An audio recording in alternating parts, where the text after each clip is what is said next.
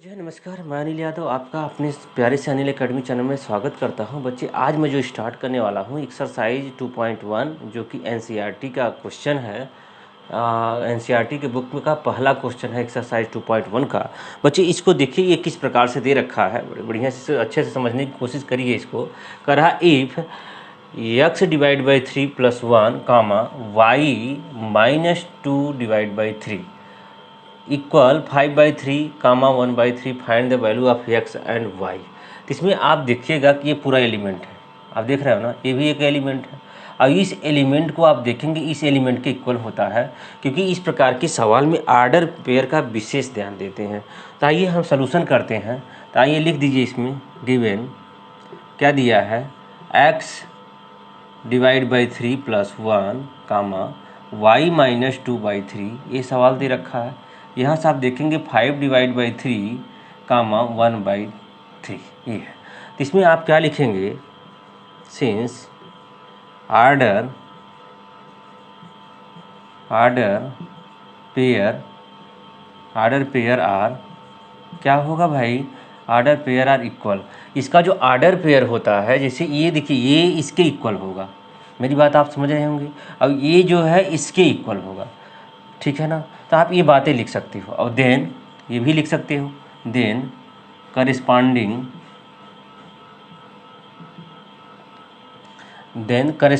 Element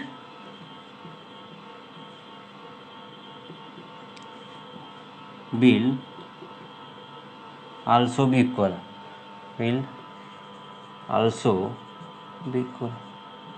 ये भी लिख सकते हो आप।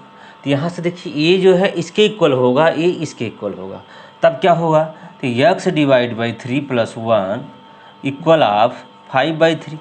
अब यहाँ से बच्चे अगर सॉल्व करोगे तो क्या हो सकता है, यहाँ से जब सॉल्व करोगे तो x प्लस, ये देखिए क्रॉस कर लेना, तो ये 3 डिवाइड बाई 3 हो जाएगा। अब यहाँ से 5 डिवाइड बाई 3 हो गया। तब यहाँ से आप देखिए, ये 3 से 3 कैंसिल हो जाएगा, तो x + 3 इक्वल क्या हो गया, 5। तो x इक्वल क्या होगा, 5 - 3, तो x इक्वल आपको 2 मिल जाएगा। ये बात आप ध्यान से देखेंगे तो आपको x इक्वल क्या मिला, यहाँ से 2 मिल जाएगा। अब यहाँ से आप y भी देख लीजिएगा, तो y से क्या होगा, y -2/3 इक्वल 1/3।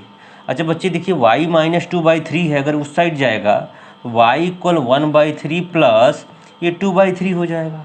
अब इसको सॉल्व अगर करोगे तो यह डिनोमिनेटर सेम है, इतनी बातें आप जानते हो, क्योंकि 11th में आप पहुंच गए हो, 1 हो जाएगा। तो y इक्वल आपको 1 मिल जाएगी। मेरी बात आप समझ रहे होंगे। तो इस प्रकार से अगर ये आपको दिख नहीं रहा होगा तो हम ऊपर भी लिख सकते हैं कि x इक्वल जो है 2 आया, और यहाँ से y इक्वल कितना आया, 1 आया। बच्चे मेरी बात आप समझ रहे हैं। तो फाइंड क्या करना था, कि फाइंड x और y की वैल्यू फाइंड करना था। तो देखिए, इस प्रकार से आपका क्वेश्चन हो गया है ना। इसके अलावा जो है, देखिए हम नेक्स्ट क्वेश्चन करते हैं। क्वेश्चन नंबर सेकेंड बच्चों, आप देखिए इसमें किस प्रकार से दे रखा है। इसमें आप देख रहे होंगे कि if the set A has 3 element and the set B में भी आप देख रहे होंगे, इसमें नंबर ऑफ एलिमेंट 3 दे रखा है ना। और सेट B में नंबर ऑफ एलिमेंट 3 है, लेकिन वो 3 एलिमेंट दे रखा है, दे दिया है। बात समझ पा रहे हो ना, 3 4 5 है। Then find the number of element A cross B। तो आप देखिए, जब इसका सलूशन आप करोगे तो इसमें पूछा क्या है, कह रहा है इसमें आप लिख सकते हो गिवन दैट तो आप लिखोगे कि set A has 3 element and element of set B में कितना है भाई, तो आप कहोगे 3 4 और 5, ये चीज़ें दे रखा है। मतलब A में 3 एलिमेंट दे रखा है, सेट B में इतना एलिमेंट रखा है। तो हम क्या जानते हैं, आल्सो वी नो दैट, बच्चे एक बात हम जानते हैं, number of A cross B, formula आप जानते हो, number of element A cross B equal आपको पता होगा नंबर ऑफ A और क्रॉस नंबर ऑफ B, ये फार्मूला आपको पता है। तो आप यहाँ से देखिए, नंबर ऑफ एलिमेंट A में कितने हैं, तो आप कहोगे 3 एलिमेंट हैं। और नंबर ऑफ बी में कितने एलिमेंट है, तो यहाँ जो है डायरेक्टली 3 दे रखा है, ये भी 3 ही है, 1 2 3, तो यहाँ भी आपका 3 हो जाएगा। तो टोटल कितना होगा 9 एलिमेंट किसमें, यान ए क्रॉस बी में। यही आपसे पूछ रखा था कि आप ये बताना है कि ए क्रॉस बी में कुल कितने एलिमेंट होंगे, तो आप ये फार्मूला लगा दोगे, जो फार्मूला आपको मालूम है कि यन ए क्रॉस बी इक्वल यन ए इंटू यन बी, 3 इंटू 3 मतलब टोटल 9 एलिमेंट यहाँ से आपको मिल जाएंगे। ये देखिए ये सलूशन था क्वेश्चन नंबर 2 का। इसी प्रकार से आइए हम थर्ड क्वेश्चन नंबर 3 को देखते हैं। क्वेश्चन नंबर 3 में क्या दे रखा है, तो इसमें आप पढ़ लीजिए, इफ़ जी इक्वल जो है 7 8, यहाँ 2 एलिमेंट दे रखा है, एंड एच इक्वल 5 4 2, यहाँ देखिए आप 3 एलिमेंट दे रखा है। फाइंड जी क्रॉस एच, है ना, यहाँ से एच क्रॉस जी, यहाँ आप क्या लगाओगे, तो यहाँ आप देख रहे होंगे यहाँ कार्टेशियन प्रोडक्ट लगा दोगे।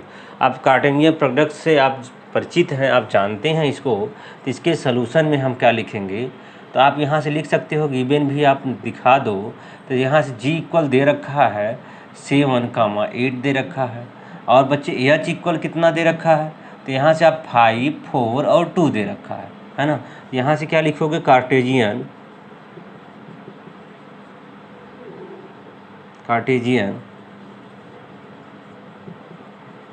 प्रोडक्ट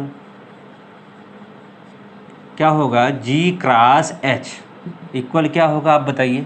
जब कार्टेशियन प्रोडक्ट लगाओगे तो ये इसके साथ जाएगा, तो आप देखिए यहाँ लिख दीजिए 7 कितना होगा 5 होगा, फिर 7 4 के साथ, मतलब 7 4 होगा। आप 7 को पकड़ के रखिएगा, फिर 7 2 के साथ जाएगा, यहाँ 7 2 हो जाएगा। इतनी बात हो गई, 7 का काम होगा। आइए 8 के साथ चलते हैं, तो यहाँ से क्या होगा 8 कामा लगाते जाइए, एलिमेंट है ये सब, तो 8 जो है 5 के साथ चला जाएगा, ये भी कामा लगा दीजिएगा।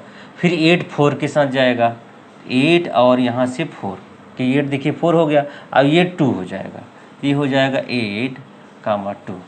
इस प्रकार से आप देखिए जी क्रॉस एच आपने फाइंड कर लिया, एंड आल्सो फाइंड, क्या फाइंड करोगे, एच क्रॉस जी, तो क्या होगा एच क्रॉस जी इक्वल क्या होगा बच्चे, तो आइए चलिए, तो एच क्रॉस जी मतलब एच को पहले आप देखिए, तो यहाँ ये लिख सकते हो, पहले आप चाहो तो एक लाइन थोड़ा सा आपका बढ़ जाएगा, यहाँ एच इक्वल लिख दीजिएगा, क्या लिखोगे 5 4 और 2, यहाँ से जी इक्वल आप यहाँ लिख दीजिएगा, तो क्या हो जाएगा 7 8, थोड़ा सा आपके लिए अच्छा होगा। तो एच क्रॉस जी अगर आप निकालोगे तब क्या लिखोगे, तो आप यहाँ से देखिए एच आपके पहले हो गया, जी बाद में हो गया, ऐसे लिख लेने से आपको आसान होगा। तो चलिए 5 पकड़िए, इसको इन दोनों के साथ कर दीजिए, ये हो जाएगा। आर्डर का विशेष ध्यान दीजिएगा, नहीं तो क्वेश्चन बच्चे रॉन्ग हो जाएगा। तो 5 के साथ 7 होगा, तो ये जो है ब्रैकेट लगा दीजिएगा, फिर 5 के साथ 8 होगा, फिर यहाँ से देखिए 5 के साथ 5 तो हो गया ना, अब 5 तो दोनों में हो गया, अब यहाँ 4 के पास चलिए, तो यहाँ क्या लिखोगे कि यहाँ 4 7, और फिर यहाँ से 4 कितना हो जाएगा 8 होगा, फिर क्या होगा, दोनों हो गया, 4 भी हो गया, अब 2 के पास चलिए, तो यहाँ से क्या होगा 2 7, और यहाँ से क्या होगा 2, और यहाँ से 8 हो जाएगा। मेरी बात आप समझिए, बीच में आप कॉमा भी लगा दीजिए, क्योंकि ये पूरे एलिमेंट कहे जाएंगे। तो आपको यही पूछा था, मतलब आप देखिए जी क्रॉस एच मिल गया, एच क्रॉस क्या हो गया जी मिल गया, तो दोनों आपका आंसर हो जाएगा, यही फाइंड करना था। मेरी बात आप समझ गए होंगे। तो इसी के साथ जो है तीसरा कंप्लीट होता है। आइए बच्चे हम क्वेश्चन नंबर 4 को देखते हैं। देखने में तो थोड़ा सा बड़ा है, लेकिन है नहीं कुछ इसमें। आइए आराम से पढ़िए इसको। और इसमें क्वेश्चन नंबर 4 में 3 क्वेश्चन दे रखा है, और ये बताना है, आप देखिएगा, the state whether each of the following statement are true or false, मतलब ये चेक करना है कि ये क्या है, सत्य है या नहीं है। If the statement is fall, कि अगर ये rewrite the given statement correct, मतलब अगर ये फॉल्स है तो आप करेक्ट वाला जो है आप लिखिए, प्रूव करिए। तो ये बात ये कह रखा है। पहला क्वेश्चन आप देखिएगा, इफ़ पी में जो एलिमेंट की संख्या दे रखी है वो जो 2 है वो m एंड n है। क्यू में आप देखिए n और m है, तो कह रहा है क्या कि P क्रॉस Q इक्वल क्या होगा, कि क्या ये होगा अगर P में Q का ये क्या कार्टेशियन प्रोडक्ट अगर यूज करेंगे आप, तो एक बात बताइए, देख के ही तो लग रहा है कि अगर इसमें 2 एलिमेंट, यहाँ 2 एलिमेंट, तो 2 2 जा 4, यहाँ देखिए कितना आ रहा है कि आपका 2 एलिमेंट आ रहा है, तो मुझे देख के ही लग रहा है ये रॉन्ग है। लेकिन एक बात और यहाँ लिख दे रहा है कि rewrite the given statement correctly, मतलब जो आपका करेक्ट है वो आप लिखना भी है। तो इससे अच्छा क्या होगा कि हम क्या करते हैं, इसको सॉल्व कर लेते हैं। यहाँ देखिए पहले को हम सॉल्व करते हैं, तो यहाँ से आप देखिएगा इस सोल्यूशन में P इक्वल एन दे रखा है और Q इक्वल बच्चे क्या दे रखा है, एन और एम दे रखा है। यहाँ से अगर P cross Q Cartesian product लगाओगे तो आप देखते हो यम है, तो यहाँ से यम इसके साथ जाएगा तो यम हो जाएगा, और फिर क्या होगा कामा यम यहाँ देखिए क्या है, यम यम है ना, तो इसको यन लिख दीजिएगा भाई, Q इक्वल यन है सॉरी। तो यहाँ से क्या होगा आप देखिएगा कि यहाँ से m कामा यन हो जाएगा, ये यन हो गया। अब फिर क्या रहा है, यम कामा यम होगा, यम हो जाएगा। इतनी बातें होगा, यन को पकड़िए तो यहाँ से क्या होगा, यन कामा यन हो गया, और फिर क्या होगा, यन कामा यम हो जाएगा। इतनी बातें आपने देखा होगा। तो देखिए 1 2 3 4 दे रखा है, यहाँ केवल 2 ही दे रखा था। तो इसका मतलब क्या हुआ, इसका मतलब जो ये बातें उन्होंने कहा कि क्या सत्य है कि नहीं है, तो आप इसको क्या लिखेंगे, पहले में ये फॉल्स हो जाएगा। बात समझ पा रहे हो ना। तो फर्स्ट आपका जो है करेक्ट नहीं होगा। ये तो रही फर्स्ट की बात। आइए हम सेकंड की बात आप कर लेते हैं। तो बच्चे सेकंड में क्या कह रहा है, if A and B are non empty set. Non empty set का क्या मतलब होगा कि ए और बी में कुछ तो कुछ एलिमेंट हैं, समझ रहे हो ना। अगर ए में जो है कोई एलिमेंट मान के चलो 2 है, और बी में कोई एलिमेंट मान के चलो कितना है, 3 है। तो एक बात बताओ, फिर कह रहा है then A cross B is a non empty. इसका मतलब ए क्रॉस बी भी अगर आप करोगे तो कुछ एलिमेंट आएगा ही आएगा।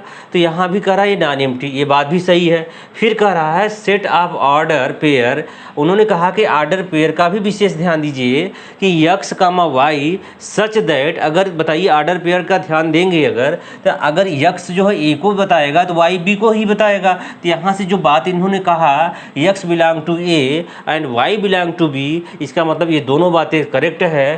तो आपका जो है ये जो है सेकंड नंबर का क्वेश्चन क्या होगा बच्चे, ये ट्रू हो जाएगा।